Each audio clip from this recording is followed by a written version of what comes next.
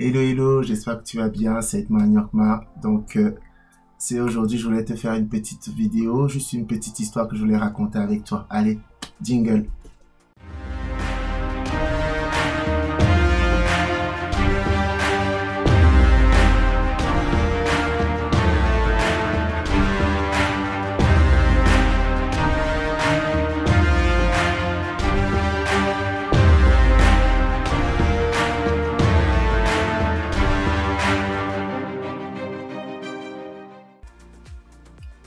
Bonjour, bonjour, j'espère que tu vas bien, c'est Edman Yorkma, président et fondateur d'Invariablement Roi. Et au niveau d'Invariablement Roi, nous aidons les hommes dans des différents challenges qu'ils peuvent rencontrer, les challenges personnels, les challenges financiers, les challenges familiales.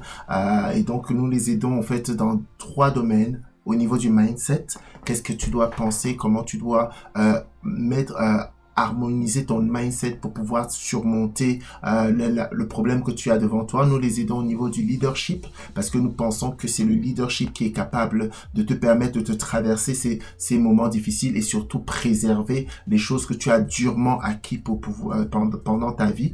Et nous les aidons aussi au niveau business parce que nous pensons que être capable de créer de nouvelles sources de revenus, c'est aussi comme ça que tu surmontes tes problématiques. Et aujourd'hui, en fait, j'avais une petite histoire. Je voulais prendre le temps de te raconter une petite histoire. J'espère que tu vas aimer.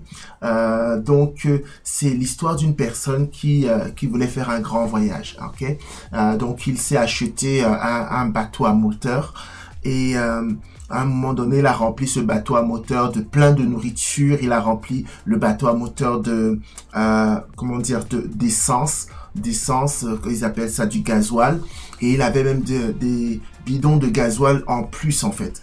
Et il a décidé le 1er janvier que ce serait le jour de départ de son grand voyage et tout ça. Et ses amis, en fait, qui le voyaient partir, se posaient la question, mais où est-ce que tu vas en fait? Dans quelle est la direction que tu vas prendre? Est-ce que tu sais un peu comment tu vas te diriger au milieu de nulle part, au milieu de la mer? Il dit non, je sais pas, mais franchement, je vais entamer. C'est vraiment quelque chose que j'ai à cœur. C'est quelque chose que je veux faire depuis tellement longtemps et je vais partir et tout. Mais est-ce que tu as des notions forcément de conduite, des notions de maritime et tout ça? Il dit non, pas vraiment, je sais pas trop comment me diriger dans la mer, mais je pense vraiment que si on va tout droit, à un moment donné, on va tomber forcément sur quelque chose de bon. On va s'arrêter là et après on va reprendre la route et on va partir comme ça de lieu en lieu. Bon, on a essayé de le convaincre du contraire et tout, mais c'était lui qui payait, quoi. Il a pris son bateau, il a pris la nourriture qu'il y avait avec, l'essence, il avait pour lui assez pour la route qu'il allait prendre, et comme tout était rempli à ce moment-là. Donc il prend la route. Il prend la route, 1 jour, 2 jours, 3 jours, il est vraiment ce qu'il est en train de voir et comment les merveilles complètement. Il voit des animaux en fait qui sont juste merveilleux. Il voit des choses qu'il n'a jamais vues. Il est juste content. Et après, à un moment donné, il y a une tempête qui éclate. Et donc, il n'a pas trop de notion de maritime, mais il se bat pour garder le bateau debout. Il se bat avec les vagues, avec la pluie, avec toutes ces choses qui se passent. Il garde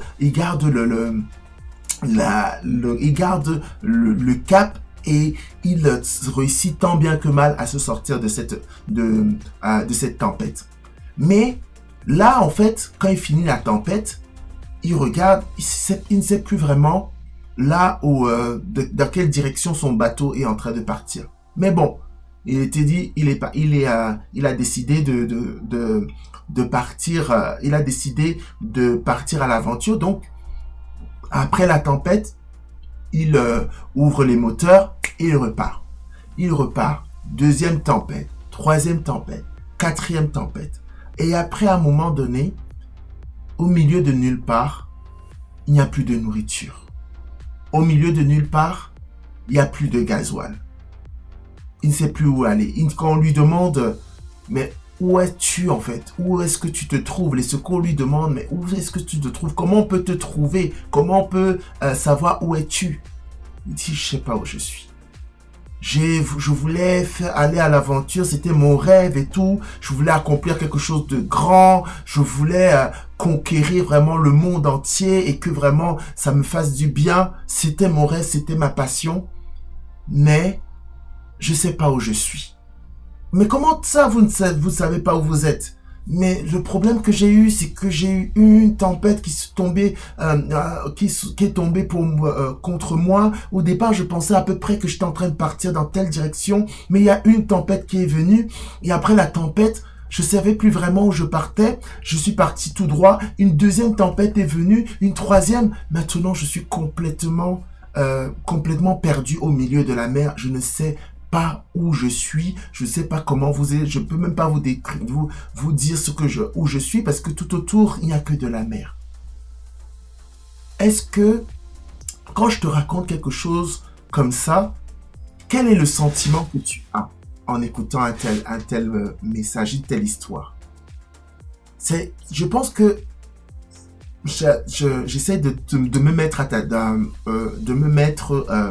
à ta position. Je pense que tu dois être de cette personne qui doit te dire, mais comment il a pu accomplir un tel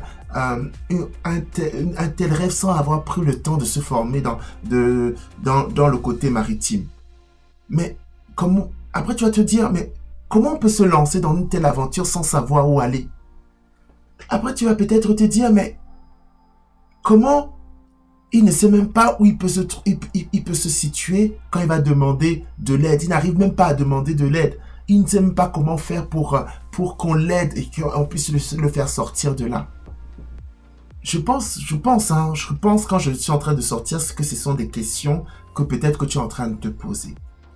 Et en fait, le problème en fait avec cette histoire, c'est que quand on prend ce côté maritime et que je te donne ce côté maritime, tu vas me dire, mais comment il a pu faire quelque chose comme ça? Mais je me suis rendu compte en fait que les gens, en se lançant chaque année, ils se lancent exactement comme cette personne. Quand j'ai dit que cette personne avait rempli les réservoirs de gasoil, il avait rempli le réservoir de nourriture, il était bien prêt pour l'année. Mais c'est un peu ce que les gens font. Pendant les fêtes de fin d'année en décembre et début janvier, ils remplissent leur cœur de joie, de cadeaux, de fêtes. On rentre dans la nouvelle année avec plein de résolutions en disant je vais faire ci, je vais créer une entreprise, je vais m'occuper des personnes que le Seigneur m'a mis à cœur de m'occuper, je vais faire telle entreprise, telle chose.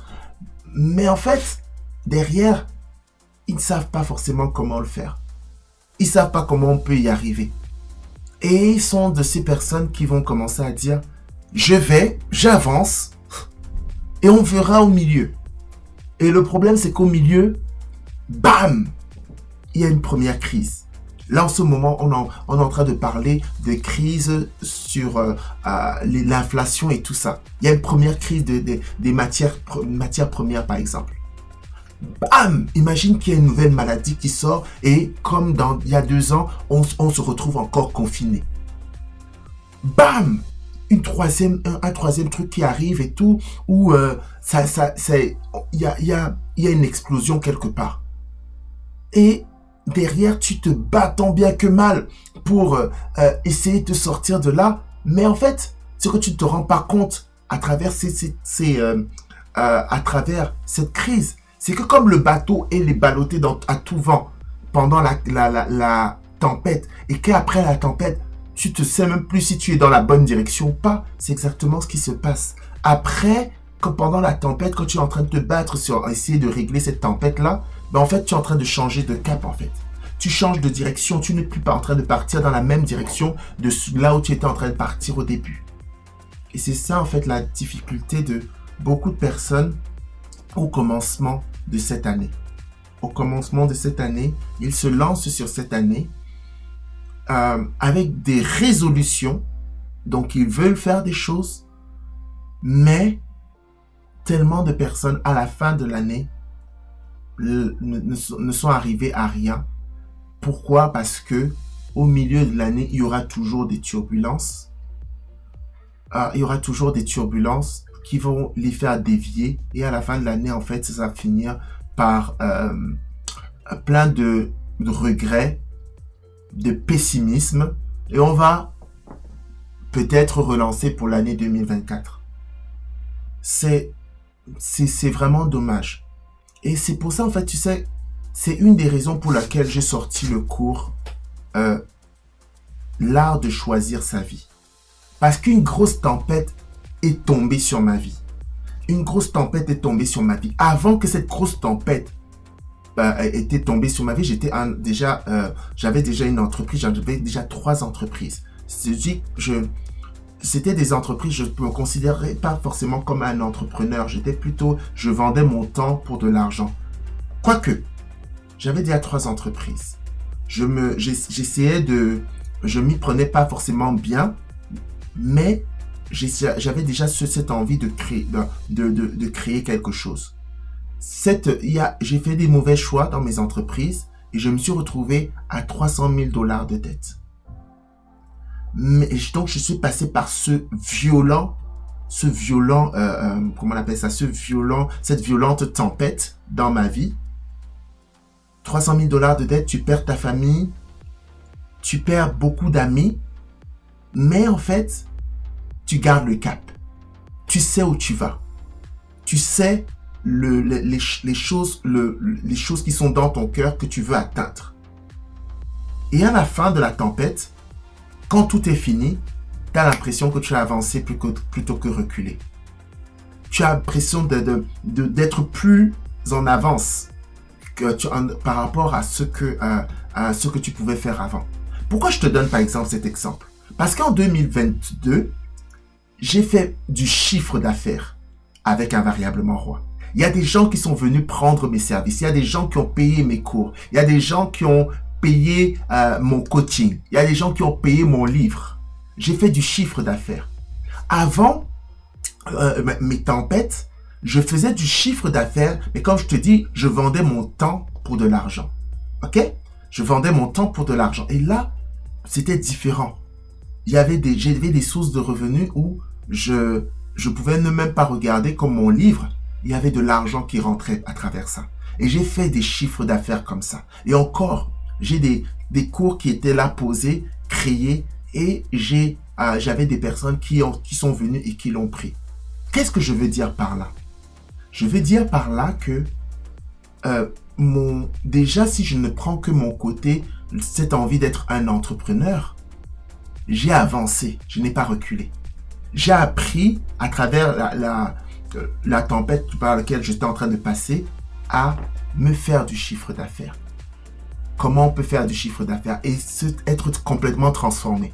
Et là, l'entrepreneur qui sera, l'entrepreneur qui est en train de se forger et qui est après tout ce qui m'est tombé dessus est bien plus fort que celui qui est à l'intérieur, qui était avant.